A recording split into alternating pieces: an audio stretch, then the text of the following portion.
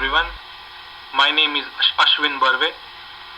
With the help of my friends, I have taken this effort to help out the students who want to pursue engineering as the next step in their career. So let us see what this slide deck is about. So let me discuss with you the problem which I faced after my 12th standard board exams. After my board exams, I was only sure that I wanted to become an engineer. However, I wasn't sure exactly what type of field I wanted to pursue my engineering in.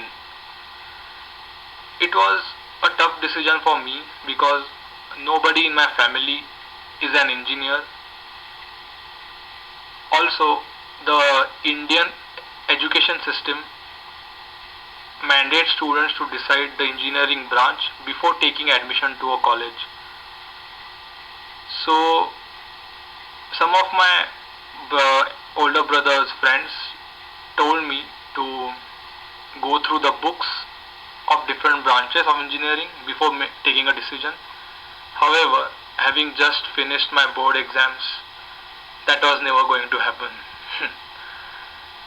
So, this slide deck is basically for the students who are facing or will face a similar problem like me, to help them make a wise decision before taking admission to engineering college. So as the second point says, many students aren't aware of the different branches of engineering, which makes it difficult to make a wise decision. And also, this decision is very important since it decides what you as a student and as a person eventually want to pursue in your career and your life. All my friends who have helped me to prepare this slide deck are engineers and have recently completed their masters in the respective fields. All of them know what the current market situation is and where the industry is moving towards in their respective branches. So that's why I feel that their insights are extremely valuable. This slide was prepared by my friend Sanket Nipunge, who is a mechanical engineer and recently completed the masters in the same field. So as Sanket says, mechanical engineering is a very generic branch and can be considered to be one of the few core engineering streams. The main divisions of mechanical engineering can be product and system design, industrial or manufacturing. As you all know, automotive. Currently, Tesla Motors is making a huge progress in this branch, the automotive branch, where they are coming up with electric cars, thereby saving a lot of combustible fuel. Then, as Sanket says, there is electromechanical, renewable energy, robotics and controls. I will like to share some of my experience in renewable energy, which I got because of my roommate who was working in this field, in the renewable energy field. So after discussing with him, I know that currently a lot of people feel that solar energy is the next big alternative to all the energy constraints that the world is facing. So many progress is definitely being made in different mechanical branches. And as Sanket says, if you have interest in any of these fields, then this is the appropriate branch for you. I highly recommend all of you to go through each of the sub branches which Sanket has mentioned, so that you will get more insight about them. Any moving part or any object around you has some principles of mechanical engineering associated with it. As a mechanical engineer, you should be curious about how these things work. There is a lot of physics and mathematics associated with mechanical engineering, and if you were never interested in these subjects throughout your school years, then Sanket, thinks this branch is not suited for you. But the main advantage of mechanical engineering over other branches is that you can actually see the working of the systems, and this makes the understanding of the subject easier as compared to the other engineering streams where you cannot witness the actual working with your own eyes. I completely agree with Sanket on this point. As a mechanical engineer, suppose you work on the engine of a car and you can actually see how the mechanism is, what exactly is happening inside the engine, etc. etc. So this is a very important factor because of which many students enjoy working as a mechanical engineer. The most important factor before going for mechanical or any other branch would be to ask one simple question: am I willing to spend the rest of my professional life learning and working with these systems or concepts? So I would say that for whichever branch the answer will be yes for you, that's the branch for you.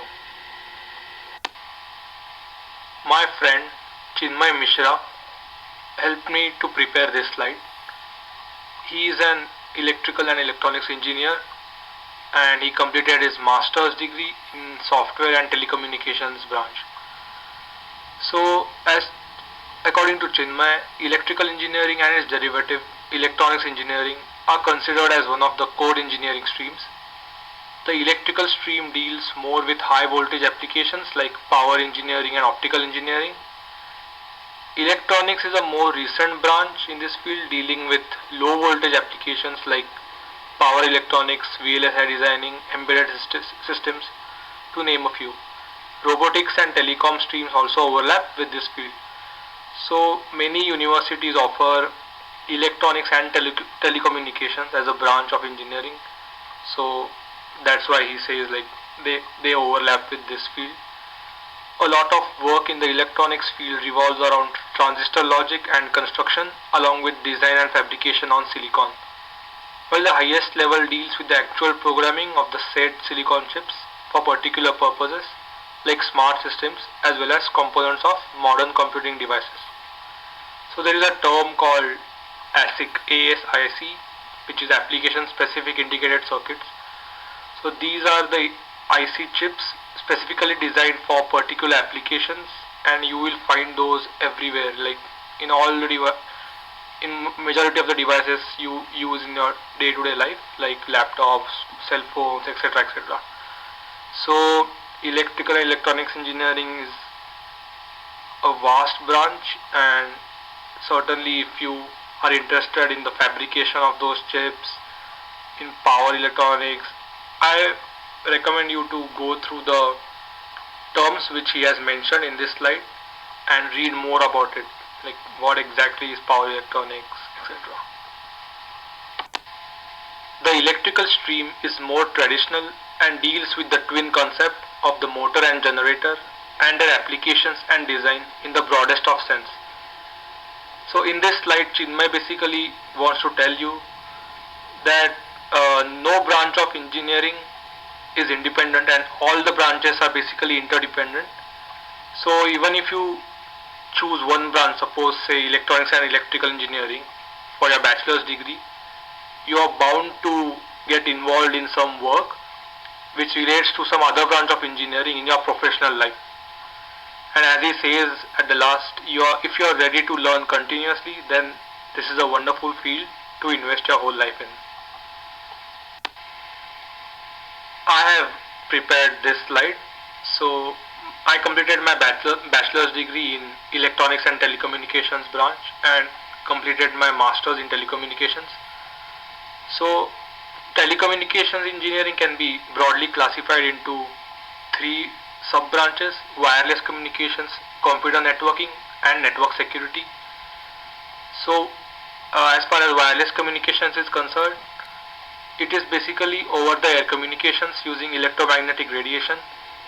Wi-Fi technology and cellular technology are currently the two hot topics in this field. Majority of the coursework you will find will be focused on these two technologies as far as this branch is concerned. Wireless is definitely an upcoming branch since more and more users are getting or are trying to get access to the internet, thereby making Wi-Fi a ubiquitous technology and a necessity. However, I would like to tell you that these two topics are mostly covered in higher education studies. As far as the bachelor degree is concerned, the syllabus is concerned, in case of wireless, you will mostly find subjects like mobile communications, microwave technologies, which uh, basically covers the topics like how a cellular phone interacts with a cellular base station, what are the different modulation techniques used to carry the signal over the air, and things like that. Terms such as IP addresses, routers, switches, OSI model, software defined networking, DHCP, DNS, layer 2 and layer 3 technologies come under this subcategory. A network engineer basically understands how the internet works. Some part of wireless engineering is also involved, and computer networking coursework is mainly focused on understanding the concepts behind routing and switching. So currently, through my experience, I can tell you that IPv6 and software defined networking is like the future of computer networking. So I highly recommend you to go through all the terms which I have mentioned above, so that you will understand exactly what comes under this sub branch, and then you can decide if you are really passionate about this. But yeah, trust me, this branch is really interesting. My friend Ashwin Fadke, who completed his masters in the same telecommunications field along with me, prepared this slide. According to Ashwin, security as a specialization includes more than just telecom. Depending on the related discipline, there are various other categories like information security, network security, application and software security, and many more. These are the different layers of security that are required in any business or an enterprise. As a result, the list of skills required for being a good security engineer is endless. Ashwin had mainly taken security related courses during his master's degree, so I feel like his insights are definitely valuable. As a security engineer, Ashwin feels that you need to be able to understand the network infrastructure, as most of the threats are network based. You do not need to be a programmer or a coder, but you need to understand and debug code. You also need to have a general idea about different hardware devices, mostly network based. You need to be constantly aware and vigilant about latest threats and vulnerabilities. I feel the last point is the most important, like that you need to be able to think like a hacker. My friend Satej Kulkarni, who completed his masters in civil engineering, prepared this slide. As Satej says, civil engineering is a very broad branch and is one of the so-called core branches of engineering. In fact, it is the oldest branch of engineering along with military engineering. Although civil engineering is considered to be a broad branch, the main disciplines that come under this umbrella of civil engineering are structural, transportation, environmental, water resources, coastal engineering, railways and airports. Transportation mainly deals with the design of roads and highways, and to some extent railways and airports. Structural is the design of the buildings. An architect designs how a building should look like, but a structural engineer ensures that it can take the weight and forces. Water resources is concerned with flow in rivers and canals, dams, irrigation, etc. Satej is currently working in the water resources branch. After completing my board exams, I wasn't aware what a civil engineer exactly did. Whenever I used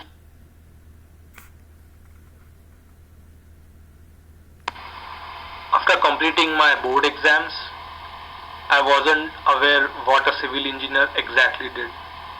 Whenever I used to hear the word civil engineer, only a building used to come in my mind.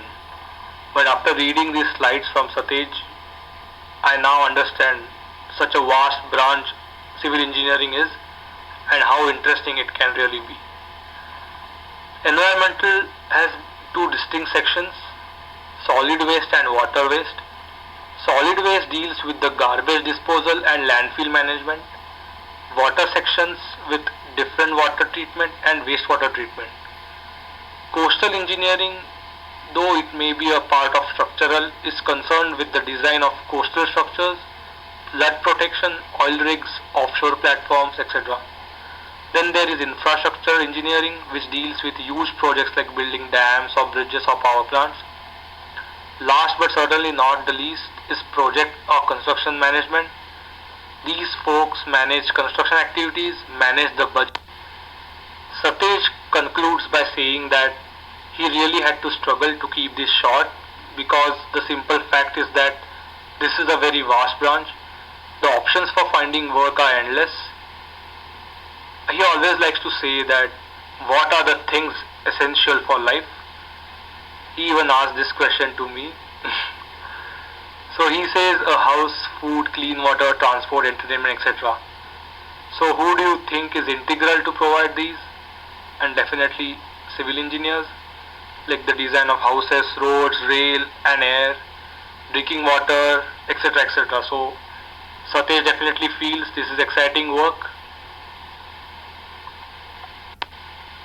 My schoolmate Akshay Zogalkar, who is a mechanical engineer, told me last week that during his internship he had to learn new programming skills and work on different softwares. So basically currently all branches of engineering are moving towards automation, and for that every recruiter is always in search of good software engineers. So my friend Saili Rajwade, who recently completed her master's degree in computer science, prepared this slide. According to Saili, computer engineering involves the integration of electronic engineering with computer science. Hardware and software together constitute computer engineering. Hardware engineering involves study of computer systems and components, computer architecture, designing microprocessors, etc. On the other hand, software engineering involves creating software and applications which run on computers, mobile devices and more. This software or programs help to automate different tasks. As part of the curriculum, Saili says that computer engineers have the following subjects: data structures and algorithms, operating systems, computer architecture, computer networks, compiler construction, computer graphics, databases, etc. And these subjects cover both the hardware and the software part. As a computer engineer, you should be prepared to code and on the same time learn about system architecture and design.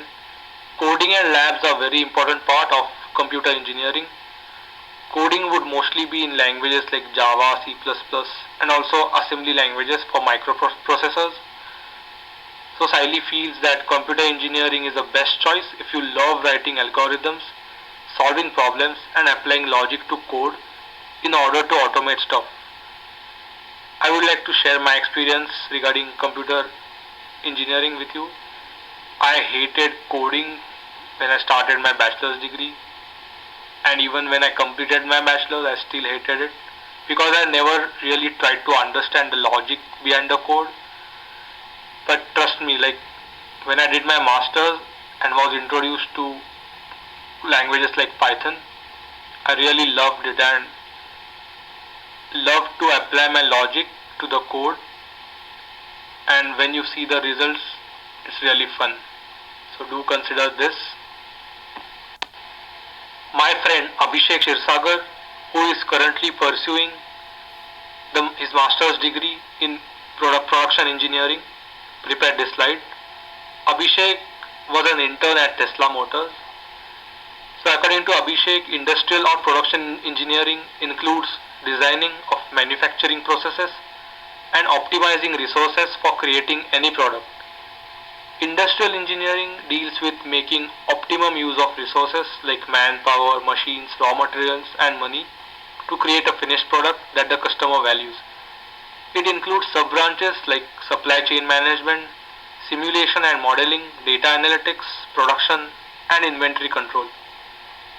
Production engineering deals with designing manufacturing processes for manufacturing of a product.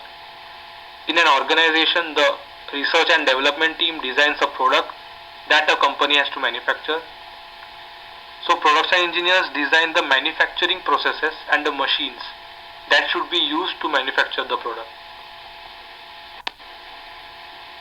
So now the question arises, how is mechanical engineering really different from production or industrial engineering? So our friend Abhishek helps us with this. He says that mechanical engineering includes fluid dynamics and thermodynamics, which is not needed in industrial or production engineering. Similarly, production engineering includes operations research, optimization and some basics of management that are not the main focus in mechanical engineering. An industrial engineer needs to have good analytical skills and strong mathematical and statistical background to succeed in the industry. I have included the email IDs of all my friends and they will be very happy to guide you further if you have any questions for them. On behalf of all my friends, I would like to wish you all the best, and we hope that this video has helped you to take a better decision. Thank you for watching the video. Goodbye.